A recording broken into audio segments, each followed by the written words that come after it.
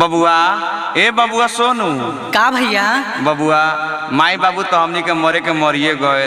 तोरा के हम छोटे चके से पोसनी या पलनी से आन कहनी पढ़ौनी लिखौनी नौकरी चाकरी लगौनी। बबुआ अगला महीने में भतीजी के शादी हव 50-60 हजार के मदद करता तो बर्तन सर्तन किना जाइत। बबुआ हाथ खाली हो गल बा हो का करब। देखा भैया यह सब बात बतियावेला नु तो हमार खून जर जाला। पैसा कौड़ी के बात हमरा भीरी मत बतिये। कौन चीज के धीरौनी धीरावता रहा कि हम नौकरी चाकरी लगौनी 20,000 रुपया दिले वाला तो हम 40,000 रुपया तोरा के दिए दिले वाली। आज के बाद हमरा द्वार पर मत आई हो। शादी ब्याह हुआ तो हमरा के मत पूछी हो, ठीक बा?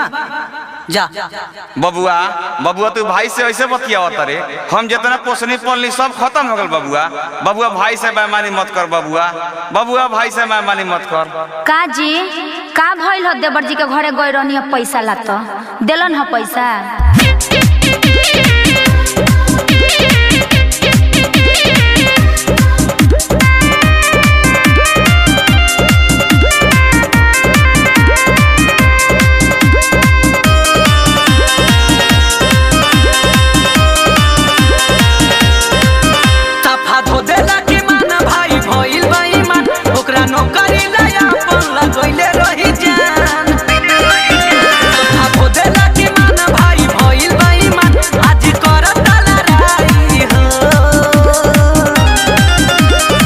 हमरा ये उम्मीद ना रहे हमार भाई ऐसे करे। अच्छा जी जाए दीजिए, बाबू साहब से जाके कर्जा मांग ले आई।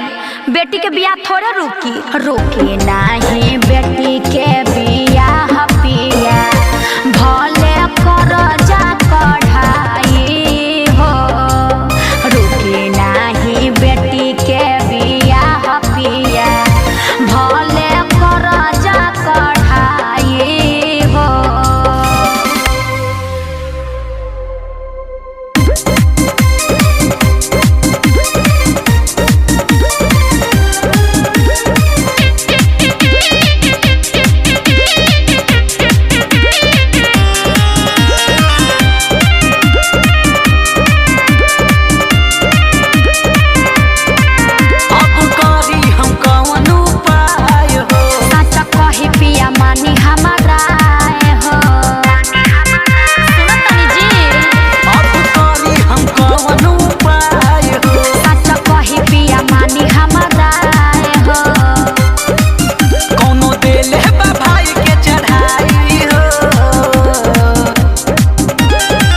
हमारा भाई के जरूर कोनो चढ़ा बढ़ा देले बा, सिखा पढ़ा देले बा।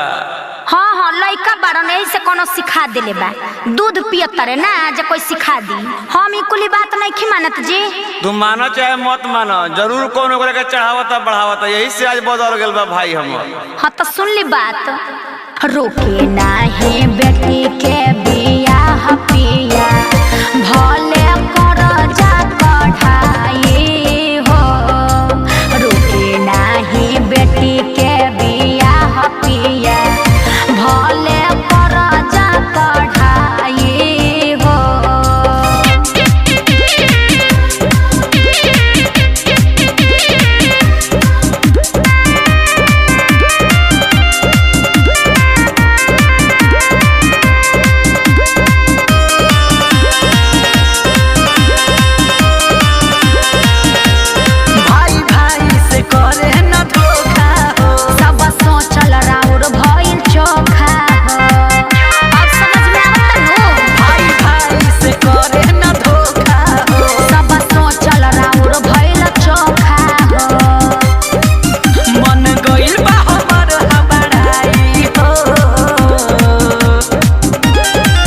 हमार भाई सोनू नयन कृष्ण कहीं चाहिए इतना बदल जाइए। हमरा ये यकीन नहीं के होत है भगवान।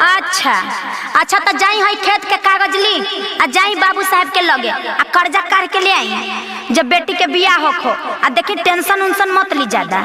रुकी नहीं बेटी के